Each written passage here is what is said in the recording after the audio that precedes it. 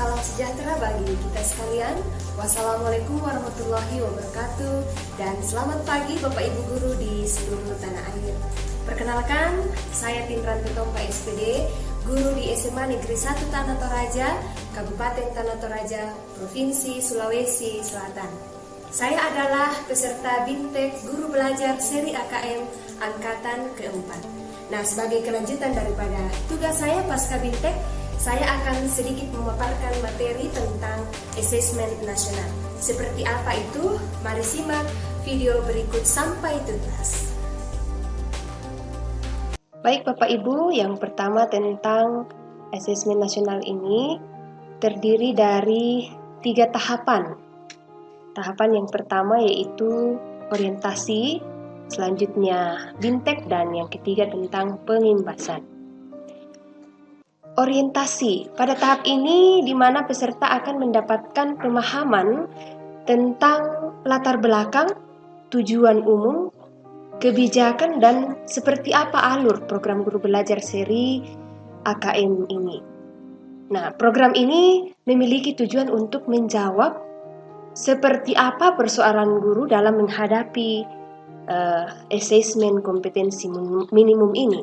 Di antaranya berkembangnya miskonsepsi tentang asesmen nasional. Selain itu, adanya malpraktik pembelajaran dalam melakukan persiapan menghadapi asesmen nasional. Juga, guru belum mengetahui cara membaca hasil asesmen nasional. Dan guru juga belum memahami bagaimana menindaklanjuti hasil asesmen nasional ini. Nah, yang kedua tentang BIMTEK.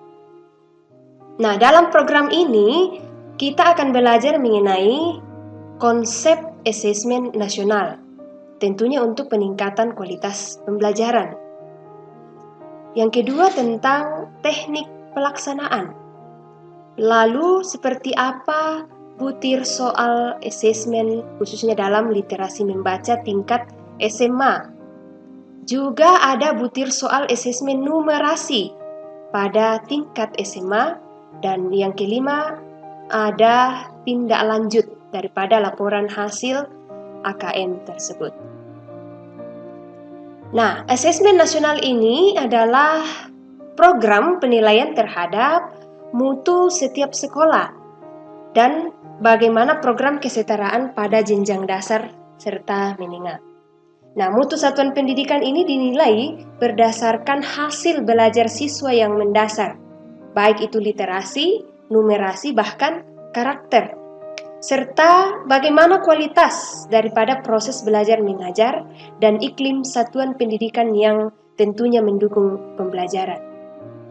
Nah, dari informasi tersebut maka diperoleh 3 instrumen utama, yaitu asesmen kompetensi minimum, lalu ada survei karakter dan survei lingkungan belajar.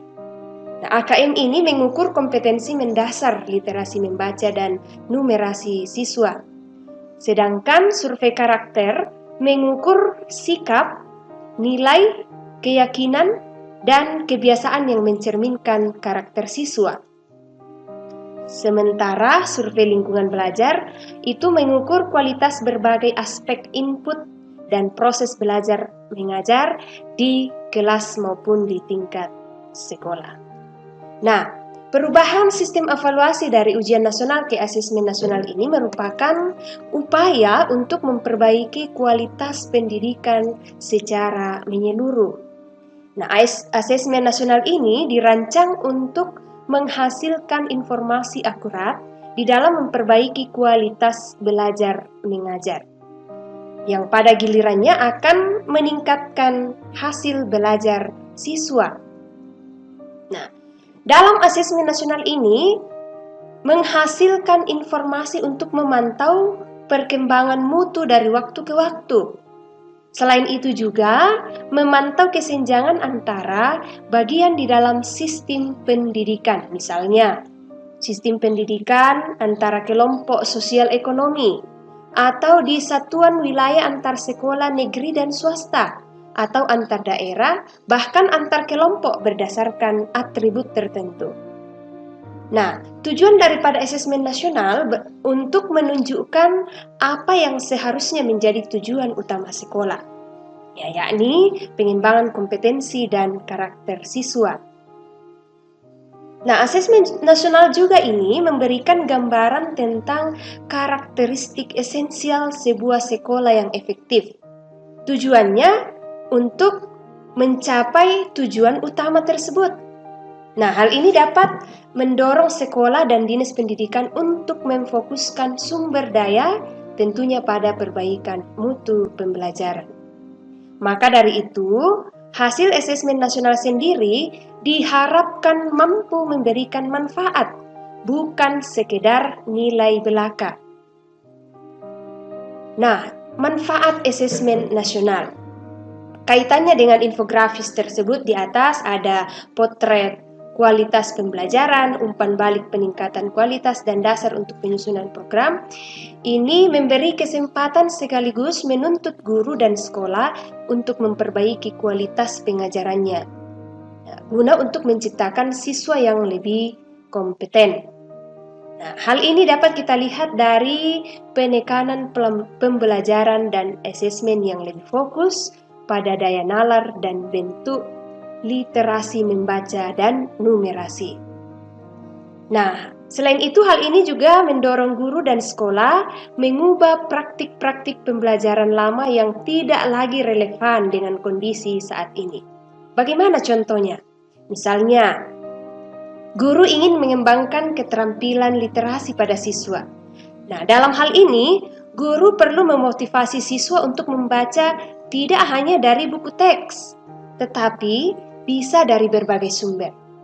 Guru juga perlu mengajak siswa berdiskusi dan mengevaluasi informasi yang dibaca, tidak sekedar meringkas dan mengulang kembali. Lalu bagaimana dengan keterampilan numerasi?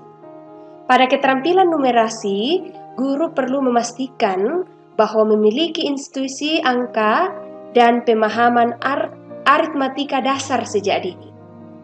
Guru juga perlu memandu siswa memecahkan masalah terkait numerasi yang terjadi dalam konteks kehidupannya. Nah, hal ini disebabkan masalah yang menuntut diskusi dan penalaran tidak dapat dipecahkan hanya dengan menghafal rumus. Nah, Bapak Ibu, di sini ada kriteria pembanding antara asesmen nasional dengan ujian nasional. Dilihat dari tujuan pelaksanaan, jenjang penilaian, level siswa, subjek siswa, mode soal, sasaran penilaian, dan metode penilaian. Di sini kita dapat menyaksikan seperti apa pembandingnya asesmen nasional dengan ujian nasional. Nah, perlu diketahui bahwa setelah membaca pembanding tadi, asesmen nasional itu bukan pengganti ujian nasional. Ya, sekali lagi, asesmen nasional itu bukan pengganti ujian nasional. Nah, asesmen nasional itu lebih memberikan gambaran yang lebih utuh dan luas mengenai mutu pendidikan. Bukan hanya dari segi kognitif, tetapi dari karakter dan iklim belajar. Nah, petunjuk dan teknik pelaksanaan asesmen nasional itu berbasis komputer dan bersifat adaptif. Ya, seperti apa pesertanya? Tentunya dari seluruh satuan pendidikan, tidak semua murid. Ya, pemilihan sampel secara acak. Lalu ada jadwal pelaksanaan, baik itu di tingkat SD, SMP maupun SMA. Seperti yang tertera di layar saat ini, di situ tertulis tentang jadwal pelaksanaan. Nah, bagaimana bentuk soal daripada asesmen kompetensi minimum tersebut? Nah, bentuk soalnya bisa berupa pilihan ganda, bisa pilihan ganda kompleks, atau menjodohkan, atau isian singkat, bahkan bisa berupa uraian. Dari asesmen nasional ini, dari bagan ini kita bisa melihat tentang asesmen kompetensi minimal. Terdiri dari literasi dan numerasi. Kalau dalam literasi, di sini yang dibutuhkan bagaimana siswa itu dapat memahami, menggunakan, mengevaluasi atau merefleksi. Kalau numerasi itu, ya bagaimana siswa memahami, mengaplikasi dan bernalar. Nah, seperti apa komponen AKM literasi membaca? Ya, ada konten. Lalu dari konten itu bagaimana proses kognitifnya? Lalu dipaparkan dalam bentuk konteks. Sesudah itu seperti apa tindak lanjut pelaporan hasil asesmen dari yang sudah kita baca? Nah, ada untuk bagian literasi. Nah, di situ dituliskan tentang kelompok-kelompoknya. Yang pertama, kelompok intervensi khusus, kelompok dasar, kelompok cakap dan mahir. Demikian juga pada numerasi, dan masing-masing memiliki detail tingkat kompetensinya. Kalau pada literasi, untuk intervensi khusus, murid belum mampu menemukan dan mengambil informasi eksplisit yang ada dalam teks ataupun membuat interpretasi sederhana. Sedangkan kalau pada numerasi, murid hanya memiliki pengetahuan matematika yang terbatas. Lalu pada kelompok dasar, untuk literasi, murid mampu menemukan dan mengambil informasi eksplisit yang ada dalam teks. Sementara pada numerasi, murid memiliki keterampilan dasar matematika.